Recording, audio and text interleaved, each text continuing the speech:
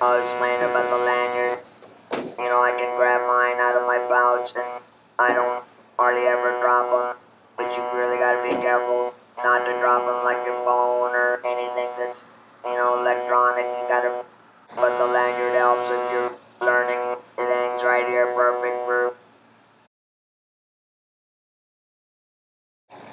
The reason I wear these, though, is to protect my nostrils. Like if I'd be on the boat or, there's real windy because sun goes up your nose. You can't blow it out because there's no air going through your nose anymore. So you gotta protect yourself, and then I have of course the curtains to protect my airway.